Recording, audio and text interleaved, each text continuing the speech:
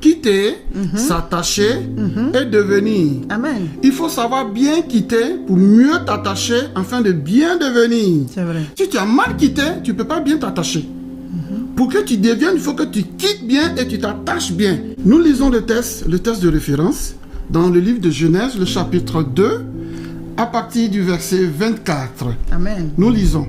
C'est pourquoi l'homme quittera son père et sa mère, s'attachera à sa femme et ils deviendront une seule chair. Donc ici on parle de quitter, s'attacher et devenir. Amen. Ma chérie, ton avis? Alors, effectivement, dans ce thème, voilà le passage qui a été lu, qui est le passage de base. On a quitté, s'attacher et devenir. Et donc, on va commencer par quitter. Quitter, moi je vois déjà l'aspect physique. Quand on se marie, il est important qu'on quitte la famille. Pas qu'on les abandonne, pas que ce ne sont plus nos parents ou bien notre famille, ce n'est plus notre famille, non. Mais il faut que le couple est chez lui. Même si ce n'est pas un grand endroit, mais c'est chez vous. Parce que quand on reste à la maison, dans la famille, il y aura beaucoup d'interférences et ça peut détruire l'harmonie du couple. Donc quitter, c'est d'abord de manière physique. Et quitter aussi, c'est de manière caractérielle. Ça veut dire, tu peux quitter, c'est vrai que dans votre famille, papa est nerveux, maman est nerveux, tout ça, mais c'est tout ça là que tu dois quitter sur le plan caractériel. Ne pas penser leur comportement, leur caractère pour venir au sein du couple, il ne va pas avoir l'harmonie. Donc, mais ça, c'est la prière. C'est le Saint-Esprit maintenant qui va t'aider maintenant en priant la puissance de la croix, qui va venir maintenant t'aider afin de bien quitter, pour bien t'attacher. Et quand on s'attache à des valeurs spirituelles. C'est pour cela que dans le couple, il faut la nouvelle naissance. S'il n'y a pas de nouvelle naissance, ça sera difficile pour qu'on quitte, s'attacher et devenir. Effectivement, devenir, c'est la fin. C'est-à-dire c'est tout un processus. Mais ça part de quitter. Quitter, s'attacher. Donc on est sur quitter. Alors, on a parlé de quitter physiquement, aussi l'interférence des parents. Il y a aussi quitter spirituellement. La Bible dit que Rachel, elle a pris les téraphimes de son père, les fétiches, les gris-gris de son papa, pour entrer, pour aller quand elle partait avec son mari. Et plus tard, Rachel a enfanté et juste après l'accouchement, elle est décédée.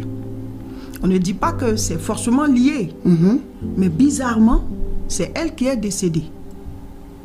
Elle a enfanté et l'enfant est resté et Rachel est morte. Pourtant, Jacob qu'elle avait épousé avait pour Dieu le vrai Dieu, l'Éternel des armées. Amen. Elle aurait dû adorer l'Éternel comme son mari. Quand nous nous marions, que nous disons que nous sommes chrétiens et que quelqu'un parmi nous ne veut pas laisser les fétiches, les gris-gris ou bien les adorations, l'idolâtrie de la famille que cette personne quitte pour venir fonder son foyer. Ah non, non, non, on est chrétien, mais on peut toujours avoir telle chose. On est chrétien, mais on peut toujours faire telle pratique. C'est ça qui ramène les attaques dans le couple, qui ramène les attaques dans votre foyer. Parce que c'est un Dieu étranger, c'est un feu étranger. Si vous dites que vous êtes chrétien, à deux, vous devez adorer réellement le vrai Dieu pour que votre foyer soit en bonne santé. Et qu'est-ce que Dieu attend de nous dans le couple? Qu'est-ce que le Saint-Esprit attend de nous dans le couple? Ce que Dieu attend de nous, il veut que tu t'attaches. S'attacher, c'est faire un. S'attacher, c'est l'union. S'attacher, c'est la simplicité avec laquelle tu parles à ton épouse ou à ton mari. L'utilisation du langage. C'est tout ça là qui donne l'harmonie. Si tu viens le gobeler, puis tu viens, tu cries, ouais, je veux ça, ça ne va pas marcher. Il faut savoir utiliser. En faisant ça, plus vous vous attachez, le Saint-Esprit au milieu de vous, vous donne de pouvoir être un en pensée. Amen. Ça fait que quand vous finissez, bon, c'est vrai qu'on va arriver sur devenir tout à l'heure, mais déjà même dans votre manière de faire, on dit, la femme ne descend même pas à son mari, bien le monsieur ne descend même pas à sa femme, on a tous les deux dans la même voie, ainsi de suite. Mais c'est ça, ce que Dieu attend de nous, c'est la simplicité, la communion, l'unité, la cohésion, l'amour et l'humilité. Amen. Waouh! Dieu est bon. Dieu est dans ce studio. La grâce de Dieu est sur nous. Et je prie que ton foyer soit en bonne santé. Amen. Amen. Toujours, si on veut bien s'attacher, le quitter est important. Alors, je veux parler du quitter de manière émotionnelle. Quitter de manière mentale. C'est-à-dire quoi? Certaines personnes sont en couple, elles sont mariées, tu es avec ton mari, bien tu es avec ta femme, mais tu es dirigé toujours par ta mère. Tu es toujours dirigé par ton père. Donc, ça veut dire que mentalement, tu n'as pas quitté. On ne dit pas de manquer de respect à nos parents. Mais quand on se met en couple, on se marie bien, on veut fonder un foyer, on est mis en responsabilité. Tu peux écouter les avis de tes parents, mais la dernière décision te revient. Mais on ne demande pas l'avis de son père, de sa mère, pour tout. Ah, papa, il y a telle chose avec mon mari. Maman, il y a telle chose avec ma femme, ainsi de suite. Donc finalement, émotionnellement, vous êtes liés.